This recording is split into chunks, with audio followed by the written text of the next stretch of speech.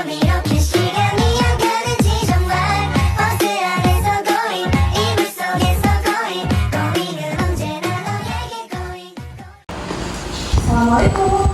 Waalaikumsalam warahmatullahi wabarakatuh.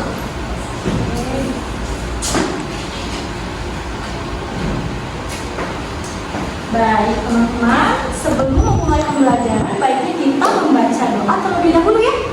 Di sini siapa KM-nya? Oh boleh, Putri ya. Silakan Putri dipersiapkan, dipimpin teman-temannya untuk berdoa. Oke teman-teman, sebelum kita memulai pembelajaran, mari kita berdoa bersama-sama. Berdoa di dalam hati mulai. Selesai.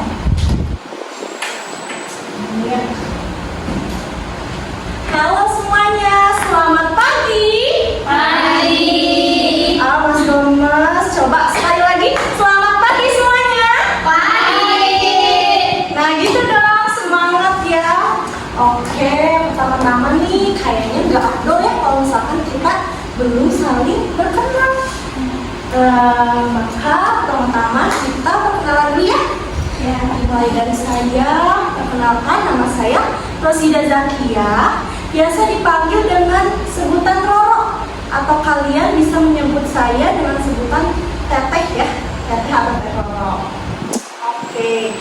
Nah, di sini bagaimana kabar kalian semua? Baik.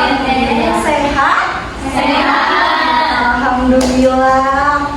Alhamdulillah ya kita bisa kumpul pada pagi hari ini dengan keadaan yang sehat walafiat.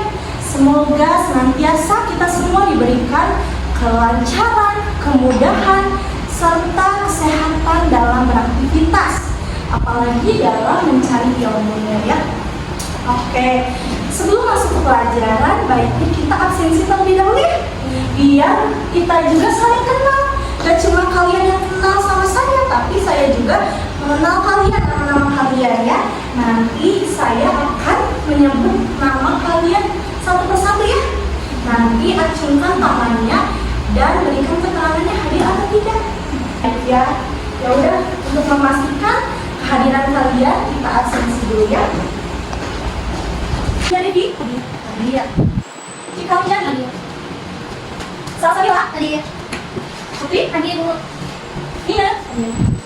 Jadi Desa hadir. Cindy. Alhamdulillah ternyata teman-teman semuanya hadir ya pada hari ini. Sebelum masuk ke pelajaran, saya mau nanya dulu nih. Minggu lalu apakah ada yang ingat belajar apa, materi apa, dan bab berapa? Bab 3. Yang masih ingat? Bab 3. Bab 3. Oh iya, tentang apa? Cerpen. Teks cerpen ya. Oke, berarti karena minggu lalu kalian telah mempelajari bab 3, maka minggu ini, hari ini kita akan belajar maju ya ke bab 4. Bab 4 menikmati novel. Nah, terus di sini kalian ada yang udah membaca materi novel sebelumnya? Belum ya, nggak apa-apa. Jadi kita sekarang bahas bersama-sama ya. Silahkan dibuka buku paketnya atau catatannya. Oke. Lihat ya. Lihat. Nah, di sini kita akan belajar bab 4 kelas 12 ya. Menikmati novel. Jadi sebelumnya dalam bab ini kita akan membahas berbagai aspek penting tentang menikmati novel. Di antaranya yaitu di sini ada pengertian novel dulu ya. Apa itu novel? Ada yang mau berpendapat? Ada yang masih ingat atau menurut kalian nih ya, novel itu apa sih? Karya fiksi. Karya fiksi. Oke, ada lagi? Cerita. Terus ada lagi? Novel adalah salah satu genre karya sastra yang berbentuk prosa. Oke, terima kasih. Bagus sekali. Jadi, novel itu adalah suatu karya prosa panjang yang mengandung rangkaian cerita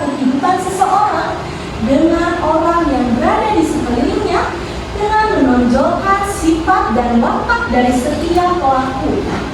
Oke, dan yang kedua di sini, apa yang menarik dari sebuah novel? Yang menarik dari sebuah novel itu adalah adanya peristiwa, adanya suatu permasalahan yang diangkat. Jadi novel ini tergolong atau dikategorikan sebagai teks narasi ya. Teks narasi yang di dalamnya itu mengandung unsur-unsur pembangunnya. Di antaranya unsur intrinsik dan unsur ekstrinsik. Nah, di dalam novel itu ada apa saja sih yang bikin pembaca itu tertarik dalam sebuah novel? Jadi, di dalam novel itu terdapat yang pertama, ada tokohnya, ada peristiwanya, ada alurnya, dan yang terakhir ada endingnya yang selalu membuat kita penasaran dengan endingnya. Apakah endingnya menggantung atau menyenangkan atau menyedihkan? Nah, biasanya dalam endingnya ini nih yang membuat pembaca itu menambah penasaran ya, daya penasarannya ya. Lalu selanjutnya setelah pengertian novel ada jenis-jenis novel. Nah, teman-teman, perhatikan novel di bawah ini. Saya memberikan dua novel, dua contoh novel ya. Pada sebelah sini ada novel Laskar Pelangi karya Andrea Winata. Lalu sebelahnya lagi ada novel Soekarno karya Taufik Adi Susilo.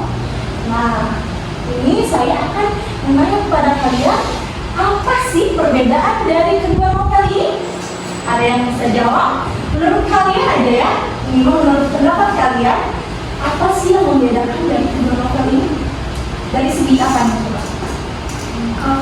Covernya boleh, tokohnya, terus peristiwanya. Oke, jadi karena di sini kita sedang membahas jenis-jenis novel, berarti yang membedakan dari kedua jenis novel ini adalah dari jenisnya, dari jenis novelnya. Karena jenis-jenis novel itu terdiri dari novel fiksi dan novel non-fiksi. Nah, jadi pada novel Laskar Pelangi ini termasuk atau tergolong dalam jenis novel fiksi. Nah, kita lalu sebelahnya di sini ada novel Soekarno termasuk pada jenis novel non-fiksi. Nah, Ibu bagaimana sih cara membedakannya antara jenis novel itu? Ya, kalian harus tahu dulu apa pengertian atau definisi dari novel fiksi dan novel non-fiksi. Nah, jadi untuk membandingkannya, yang pertama nih kita harus tahu dulu novel fiksi itu apa sih? Novel fiksi adalah novel yang berdasarkan imajinasi atau rekayasa yang dibuat oleh si pengarang. Jadi novel fiksi itu tidak benar-benar ada, hanya rekayasa atau imajinasi saja yang dibuat oleh penulisnya. Lalu yang kedua ada novel non-fiksi. Novel non-fiksi itu berarti kebalikannya ya.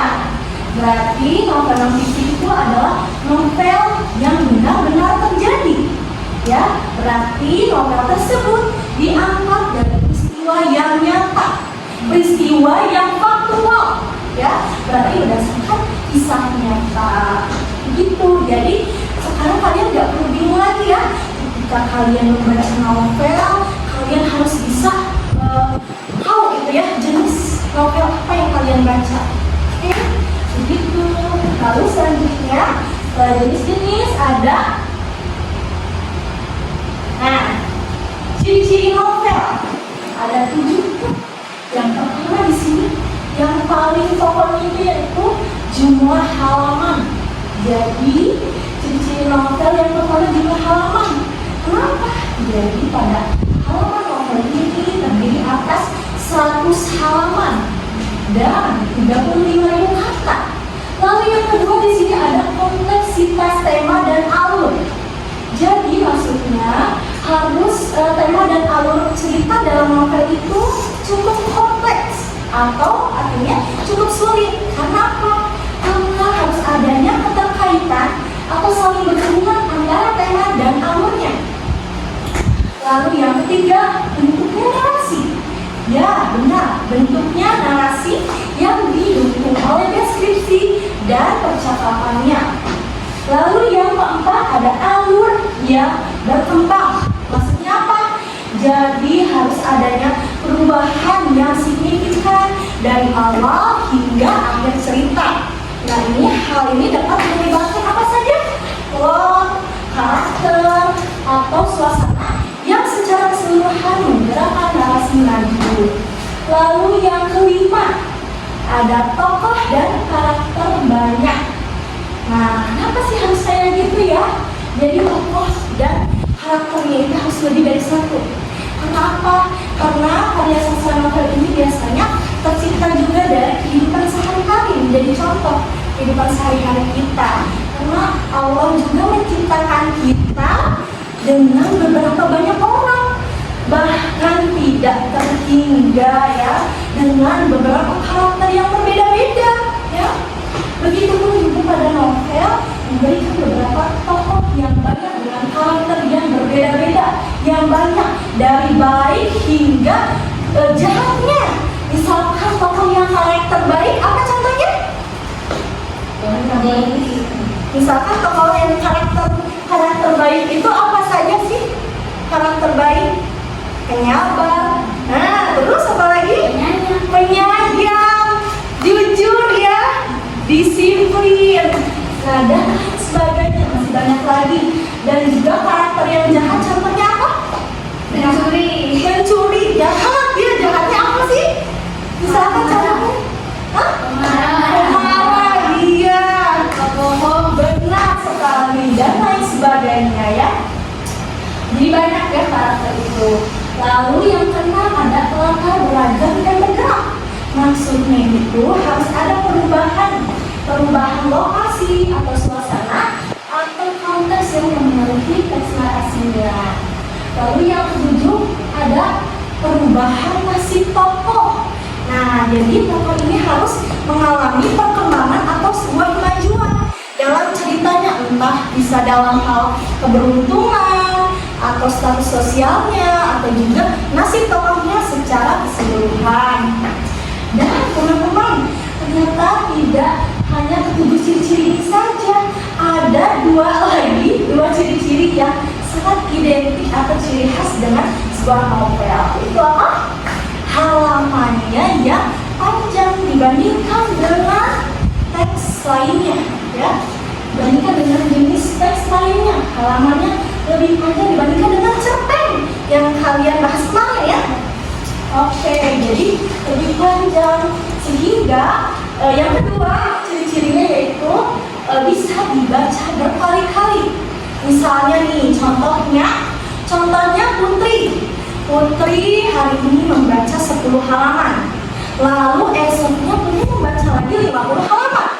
Lalu lusanya membaca lagi 100 halaman. Berangsur-angsur dan secara bertahap ya. Putri membaca novel itu tidak hanya cukup 1 hari ya, harus dan perlunya meluangkan waktu yang lebih banyak dan harus memakai waktu yang santai ya. Biasanya kalau membaca novel ini beda lain halnya dengan sebuah cerpen. Dari namanya saja kita sudah tidak asing lagi dengan kata cerpen. Berarti cerpen itu apa? Cerita pendek. Oke, jadi cerpen itu cerita pendek. Jadi hanya 1 halaman saja ada gitu ya cerpen. Dan jadi kalau misalkan cerpen itu bisa dibaca hanya 1 kali saja juga sudah cukup. Nah, itulah teman-teman karakteristik atau ciri-ciri dari sebuah novel. Jadi untuk dikatakan sebuah novel karya sastra itu harus memenuhi beberapa ciri-cirinya ya, beberapa karakteristiknya. Jadi ketika kalian membuat karangan novel ini, sebuah cerita, nggak cuma kalian bikin atau nyusun cerita aja, tetapi kalian juga harus memperhatikan juga ciri-cirinya atau karakteristik si novelnya, biar karya sastra novel itu dikatakan sempurna. Gitu. Lalu selanjutnya sini ada struktur novel, berarti disebut juga dengan bagian-bagian pada novel. Ada 6 ya. Yang pertama ada abstrak.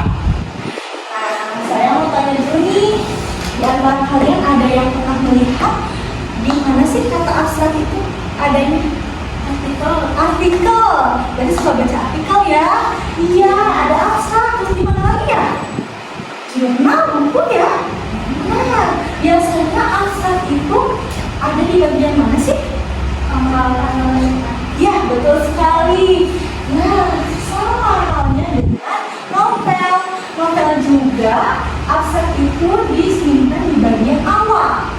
Jadi abstrak ini menjelaskan isi rangkuman cerita yang ada di bagian awal sebuah novel. Nah, abstrak ini bersifat opsional ya. Jadi tidak dicantumkan atau dicantumkan itu tergantung si pengarangnya. Jadi tidak masalah gitu ya. Nah, jadi biasanya penulis abstrak ini menjelaskan gambaran awal dan situasi yang sedang dialami oleh tokoh utama dalam cerita. Lalu selanjutnya di sini ada yang kedua, orientasi. Orientasi ini menjelaskan latar novel. Apa sih latar yang dimaksudkan? Latar di dalam novel biasanya yang kalian ketahui apa tuh? Ada apa aja?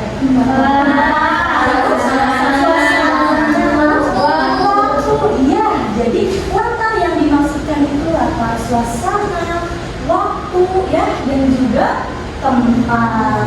Nah, biasanya pada bagian ini penulis menjelaskan keseharian atau aktivitas yang sedang dijalani oleh tokoh utama dalam cerita. Lalu yang ketiga, di sini ada komplikasi. Nah, komplikasi ini menjelaskan adanya sebab akibat terjadinya peristiwa. Berarti maju nih ceritanya, jadi lebih menarik lagi kan? Bikin pembaca makin semangat bacanya karena bagian komplikasi ini udah muncul konfliknya. Jadi singkatnya komplikasi itu awal mula munculnya konflik ya. Lalu yang keempat ada evaluasi. Evaluasi itu apa sih? Evaluasi yaitu bagian puncak konfliknya. Jadi evaluasi adalah puncak konflik dalam cerita ya. Nah, ini singkatnya berarti klimaksnya ya, klimaks dari masalah yang sedang terjadi dalam cerita. Lalu yang kelima ada resolusi, dan katanya aja udah disebutkan di sini resolusi, berarti ada suatu solusi ya. Lanjut lagi nih, setelah tadi adanya ketegangan atau puncak konflik pada bagian evaluasi, maka adanya setelah muncul itu lalu muncullah solusi-solusinya atau pemecahan suatu masalahnya ya. Nah, ini dinamakan dengan resolusi. Jadi definisi dari resolusi itu adalah cara penyelesaian konflik yang terjadi dalam cerita. Nah, teman-teman, biasanya resolusi ini disebut juga dengan endingnya, atau maksudnya akhir nasib tokohnya. Apakah berakhir menyenangkan atau menyedihkan atau juga menggantungkan? Karena biasanya ada cerita yang endingnya menggantungkan. Apakah di antara kalian pernah gitu ya, pernah menemukan cerita atau film yang endingnya menggantung? Nah, ya. Gimana perasaan kalian sebagai pembaca? Kendor ya? Iya, jadi itu tuh termasuk teknik marketing juga ya. Jadi biar apa? Biar daya penasaran kita itu menambah gitu ya, sehingga pembaca itu dengan rasa penasarannya terus-terusan membaca karyanya. Siapa tahu nanti penulisnya menulis karangan terbarunya di episode 2 atau season 2 ya kan. Jadi sehingga banyak pembaca yang terus berlangganan gitu ya, karena memberikan ending yang menggantung gitu ya. Itulah termasuk teknik marketing. Lalu selanjutnya ada koda. Jelas dong di sini yang keenam, berarti yang terakhir ya. Koda ini adalah penutupnya. Jadi bagian penutup novel. Koda ini berarti adalah penutup akhir cerita yang diikuti oleh pesan-pesan moral. Nah, pesan-pesan moral nih, koda ini biasanya bersifat opsional, sama seperti pada bagian abstrak. Jadi boleh atau tidaknya itu dicantumkan gitu ya, tergantung pada penulis karangannya gitu. Jadi koda itu, tetapi ya, namun ya, ketika penulis tidak mencantumkan koda, bukan berarti pembaca itu tidak bisa menafsirkan nilai-nilai atau pesan moral yang ada dalam cerita, karena pesan moral itu tersirat ya, bukan tersurat. Jadi ketika penulis tidak mencantumkan koda, tidak apa-apa, tidak masalah, karena pembaca itu bisa langsung menebak sendiri apa yang ada di dalamnya ya, pesan moral apa yang tersampaikan pada cerita. Begitu teman-teman, jadi itu adalah bagian-bagian dari novel, ada 6. Yang ke-1 apa? Ulang lagi? Masa. Yang kedua? Imajinasi. Yang ketiga? Komunikasi. Yang keempat? Evaluasi. Yang kelima? Resolusi. Dan yang terakhir? Koda. Oke, siap. Ingat-ingat ya teman-teman. Selanjutnya maju nih ke unsur-unsur membangun cerita novel. Nah, pasti kalian juga udah kelas lagi dengan unsur-unsur pembangun cerita. Coba kalian sebelumnya minggu lalu sudah membahas novel, cerpen ya, cerita pendek. Nah, sama seperti novel juga unsur-unsur pembangunnya itu yang ternyata ada 2, yaitu Definisi dan esensi. Oke, nah kita akan bahas satu persatu untuk sekilas aja ya, biar kalian ingat lagi. Unsur intrinsik. Apa itu unsur intrinsik? Unsur intrinsik adalah komponen-komponen yang membangun cerita dari dalam. Ini mencakup apa saja? Tema, tokoh dan tokohan, alur, latar, sudut pandang, gaya bahasa, dan kenalan. Lumayan banyak ya, 7 unsur intrinsik. Nah, di sini yang pertama ada tema. Tema itu apa? Tema itu sebenarnya gagasan utama atau ide pokok ya, ide pokok yang ingin disampaikan pengarang melalui karyanya. Nah, ini dapat berupa apa saja? Tema apa? Sosial. Betul. Terus Religius. Politik. Moral. moral. Terus apa lagi? Yang kalian tahu? Jadi tema ini bisa disebut juga dengan genre-nya. Coba genre biasanya ada apa aja sih? Tema apa? Romantis, betul. Komedi ya, ada ya? Komedi dan lain sebagainya, banyak ya. Lalu yang kedua ada tokoh dan penokohan. Yang di sini menjelaskan karakter yang terlibat dalam cerita ya.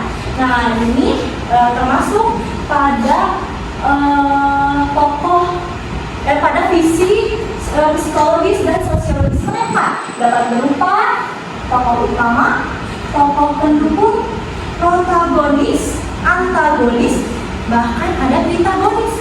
Ada yang tahu nih perbedaan dari protagonis, antagonis, dan tritagonis? Ada yang tahu? Gak apa-apa, kita saling diskusi aja. Ada yang masih ingat? Tokoh protagonis apa? Yang baik. Yang baik. Iya, benar. Oke, kalau tritagonis ada yang tahu nggak?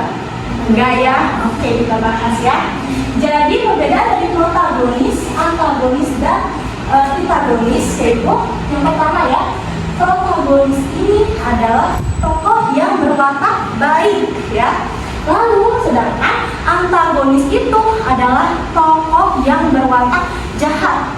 Biasanya antagonis ini penantang dari si protagonis, balikannya ya. Dan sedangkan tadi tritagonis itu adalah tokoh penengah. Jadi ini tidak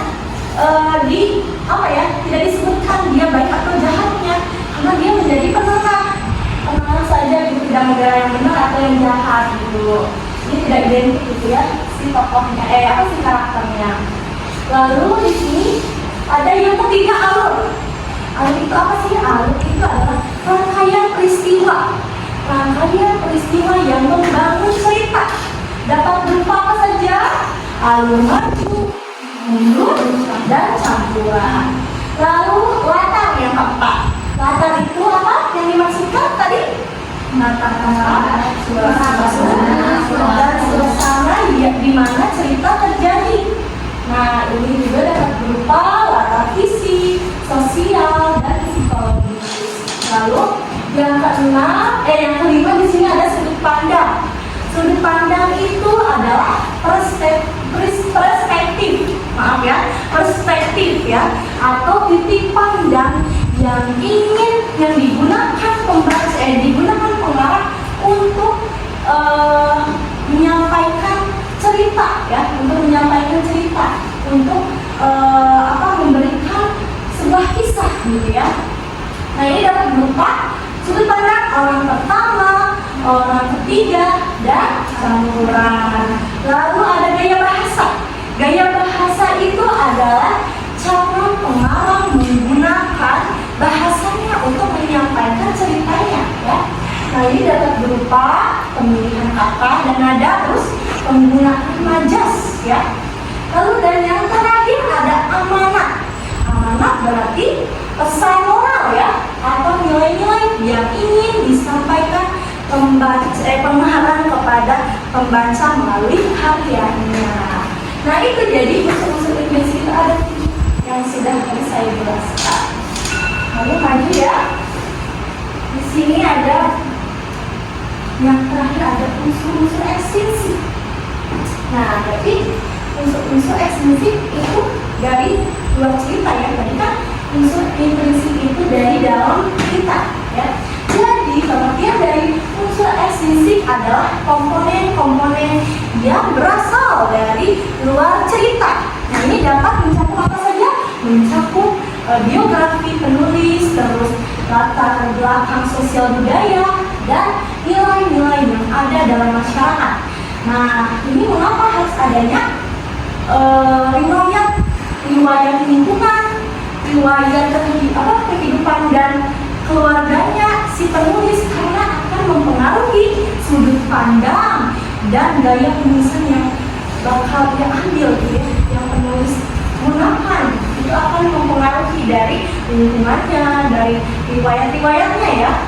Oke, lalu lanjut di sini ada nilai-nilai yang diambil dalam masyarakat. Nah, ini biasanya tercermin dalam amanat, konflik, dan juga tema yang diangkat dalam novel.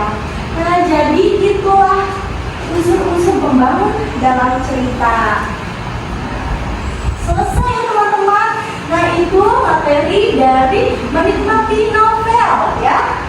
Oke, sebelumnya nih kita masuk ya ke sesi tanya jawab. Apakah ada yang ingin bertanya? Boleh, Keti ya? Keti, oke. Oke, boleh. Sebutkan namanya. Siapa namanya? Namanya Cika, Bu. Oke, Cika mau nanya apa? Saya tadi mau nanya, mungkin tadi kurang paham. Iya. Sedikit ngantuk. Iya. Kenapa? Jadi saya mau nanya, apakah benar novel itu ada novel non fiksi? Iya. Terus mengapa kalau novel itu non fiksi disebut juga kayak fiksi ya? Oke. Iya, tadi memang dikatakan bahwa novel itu adalah karya fiksi ya. Tapi kenapa ada non fiksi juga gitu? Oke, lihat kaitannya dengan materi tadi juga dalam jenis-jenis novel. Itu ada dua kan, tadi novel fiksi dan novel non fiksi.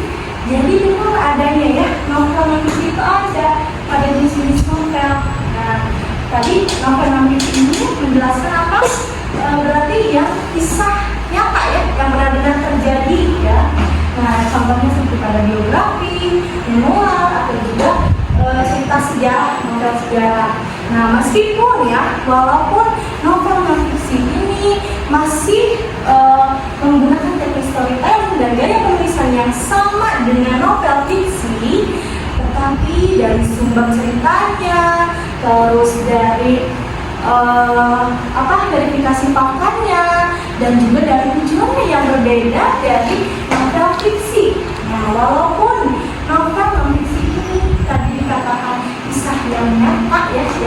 benar-benar terjadi, tetapi tetap ya penulis itu masih memiliki kebebasan untuk menceritakannya. Jadi penulis itu dapat memilih peristiwa mana yang ingin mereka ceritakan, dan sebagian mana mereka ingin menceritakannya, lalu sudut pandang mana yang ingin mereka ambil.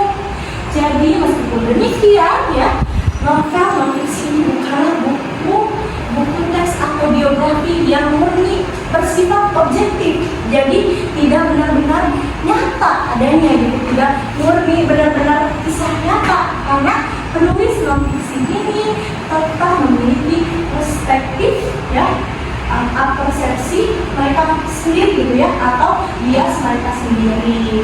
Nah, jadi novel non-fiksi ini tetap ada gitu ya, ada jawabannya itu ada. Makanya tadi kenapa disebutkan novel adalah karya fiksi ya, karena tetap tidak benar-benar terjadi. Jadi si penulis itu bisa memilih ya, mungkin dengan sudut pandang yang berbeda gitu ya. Jadi nggak benar-benar pure objektif ya. Begitu dapat dipahami tidak? Oke, terima kasih sudah bertanya. Ada lagi yang ingin ditanyakan? Iya, oke ya, sudah cukup ya. Nah, setelah sesi pertanyaan di sini saya akan mengajak kalian bermain. Oke? Sudah ya. Jadi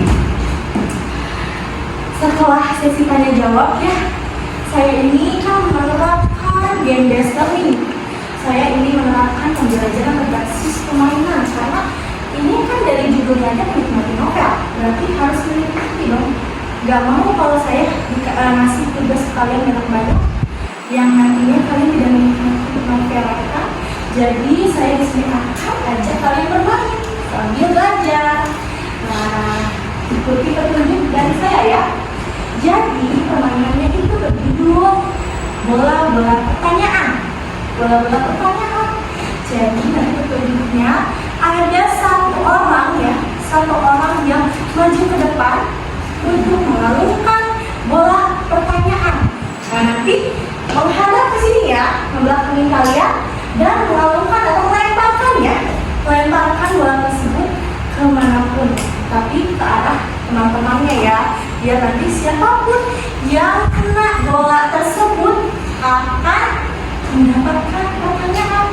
Jadi di dalam bola tersebut ada satu pertanyaan, sebuah pertanyaan yang nantinya harus kalian jawab sesuai kemampuan kalian saja, dan tentunya sesuai dengan materi yang sudah tadi saya berikan dan saya bahas. Dan ibu misalnya nanya, kalau misalkan nggak bisa nanya, nggak bisa ngejawab gimana? Gak apa-apa, nanti kalian bisa melemparkan pertanyaannya ke temannya, bisa, atau enggak ajak teman kalian untuk menjawab. Dan juga tidak hanya sekedar kalian yang maju ke depan udah gitu dong, ada rewardnya buat kalian, ada sesuatu penghargaan buat kalian, walaupun tidak mahal ya gitu ya, seadanya saja, tetapi itu tanda kalian sudah berusaha ya. Oke, jadi kita mulai saja ya. Dulunya dempetan saja, dempetan dulu aja ya. Ya dempetan, ibu ya. Air ya. Oke, siap, boleh. Nah, di sini ada bola pertanyaan. Kita hitung ya, ada berapa? 1, 2, 3. Berarti nggak semuanya harus menjawab pertanyaan ya. Tapi nanti ada satu orang yang maju ke depan ya. Oke. Di sini siapa yang mau maju ke depan untuk melemparkan bola tersebut? Ayo, apa mau ibu tunjuk? Oke, Nina, boleh maju ke depan? Ambil satu bola dan lemparkan ke arah teman kalian ya. Siap-siap ya. Sudah siap? Jawab dulu dong, semangat dulu. Siap. Oke, Nina, sudah ambil. Nah, dalam hitungan ketiga, bola ini dilemparkan ya, Nina. Oke, mengerti ya. Dilemparinnya gini ya, jadi kita menghadapnya ke sini. Oke, membelakangi mereka teman-teman di tengah ya, di tengah. Terus lemparkan bolanya ke arah manapun, tapi harus di lingkungan ini ya, di ruang lingkup teman-teman. Oke, siap? 1, 2, 3. Oke, siapa ini namanya? Riesta. Riesta dapat bola pertanyaan. Boleh dibuka bolanya? Iya. Boleh dibuka. Boleh kembali duduk. Terima kasih ya. Nanti yang udah menjawab pertanyaan keluar ya dari barisan ini. Jadi dia udah aman gitu ya. Udah dapat reward. Oke, boleh. Nah itu boleh dibuka. Kayaknya biar lebih kelihatan gitu ya. Boleh maju ke depan. Ya, nggak apa-apa ya, nggak usah malu-malu karena kita sama-sama belajar. Oke, Riesa, sekali lagi dibacain pertanyaannya. Pertanyaannya yaitu sebutkan unsur-unsur pembangunan cerita novel. Oke, ingat ya tadi udah ada ya penjelasan materi yang dari saya. Masih ingat Riesa? Boleh dijawab langsung kalau masih ingat. Tapi kalau misalnya masih mau dipikir-pikir boleh duduk lagi. Nanti dikasih berapa menit. Boleh? Berarti masih ingat ya? Ya. Oke, sebutin. Ya, yang pertama tema. Iya, unsur-unsur pembangunan intrinsik ya? Ya. Oke, Yang kedua tokoh. oh iya. Terus Yang ketiga alur. Iya, terus Latar. betul. Sudut pandang. Betul sekali. Terus Gaya bahasa dan Iya. nama. hebat. Karena Riesa sudah menjawab pertanyaan dengan benar dan lancar ya. Nah, Riesa dapat reward. Ini dapat astor. Terima kasih. Oke, boleh Mas ini aja ya keluar barisan tadi ya. Jadi udah aman ya Riesa. Tapi pasti kalian deg-degan juga nih ya. Oke, selanjutnya siapa ya yang bakal dapat bola pertanyaan? Nah, tapi di sini sebelumnya harus ada lagi nih yang ngomongin. Oke, boleh. Cika, silahkan maju ke depan. Ambil bolanya satu saja. Jadi sudah tahu ya ininya. Ya, di tengah-tengah ya. Boleh teman-temannya maju boleh maju. Atau di situ aja ya. Biar ya di sini saja ya. Bagi Cika di sini ya. Di sini? Ya. Oke. Siap. Dalam hitungan ketiga dilemparkan ya. 1, 2, 3. Yeay, dapat. Siapa yang dapat? Putri. Boleh silahkan duduk kembali. Kamu terima kasih ya. Boleh, semuanya ke kamar mandi ya. Oke, boleh Putri bacakan. Aduh, ya kesulitan ya. Sama saya juga membuatnya sulit. Boleh dibacakan di sini ya, di tengah-tengah. Baik, karena satu contoh novel yang pernah Anda baca yang memiliki pesan moral yang kuat, jelaskan mengapa pesan moral tersebut menjadi penting. Nah, coba berdasarkan pengalaman Putri saja, pernah tidak? Di pengalaman Putri itu pernah baca novel Laskar Pelangi. Oh iya, Iya yang tadi. yang tadi ya. Pesan moralnya itu yang kuatnya tuh Laskar Pelangi itu Iya. tentang pendidikan itu penting, tentang persahabatan, kekeluargaan gitu. Oh iya. Itu aja. Ya nggak apa-apa. Terima kasih Putri. Dapat reward dulu ya. Reward. Makasih. Teman-teman sepertinya untuk mempersingkat waktu satu lagi aja ya yang terakhir pertanyaannya. Coba satu lagi yang akan mendapatkan pertanyaan. Ayo.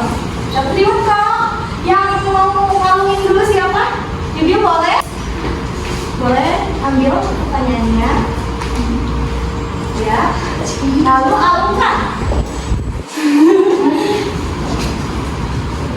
Dalam hitungan ketiga ya. 1, 2, 3. Iya. Siapa yang kena? Nino ya. Oke.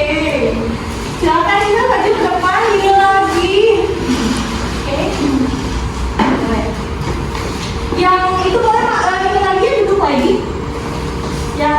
jawab pertanyaan. Ini udah mau ditutup ya. Apa pertanyaannya? Coba buka. Apakah Anda pernah membaca novel?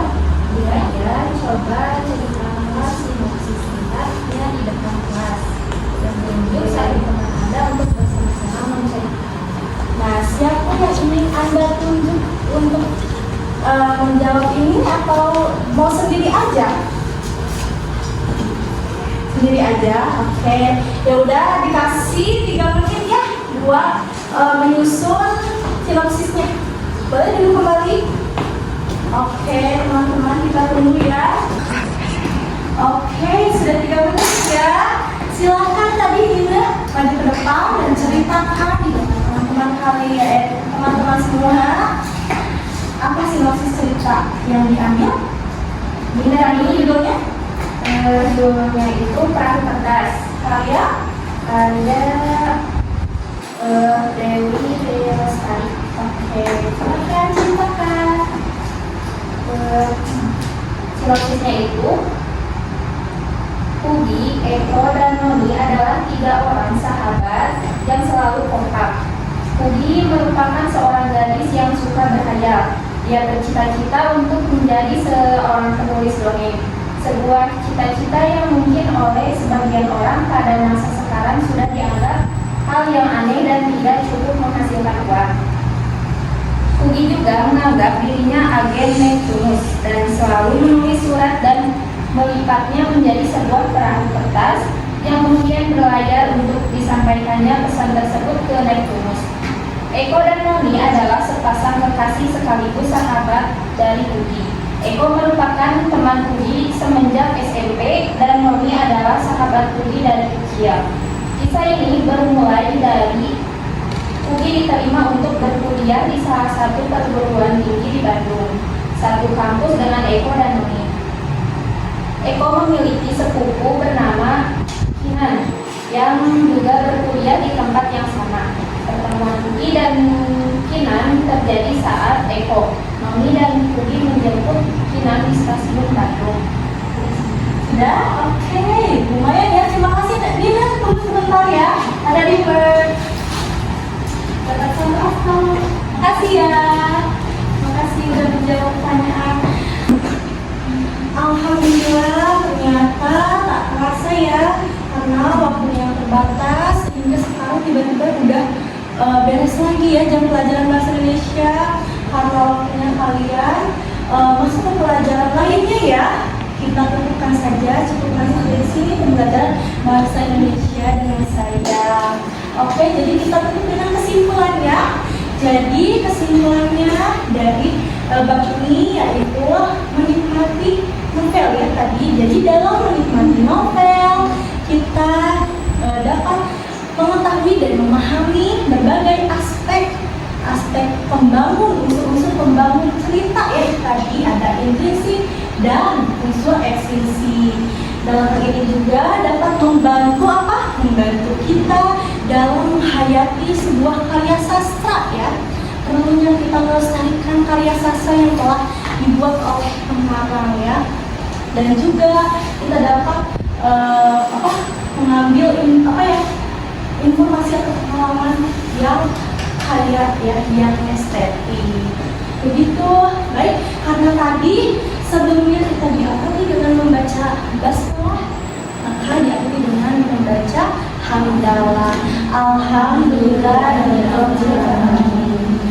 udah ya, berarti langsung saja kita tutup saja. Terima kasih semuanya yang sudah ikut pembelajaran dan yang sudah nanya, yang sudah berpendapat, yang ikut berargumen. Terima kasih banyak semuanya. Semoga ilmunya ya tetap ada, ilmunya bermanfaat buat kalian, dan mohon maaf jika masih banyak kekurangan atau kesalahan. Wassalamualaikum warahmatullahi wabarakatuh. Waalaikumsalam warahmatullahi wabarakatuh.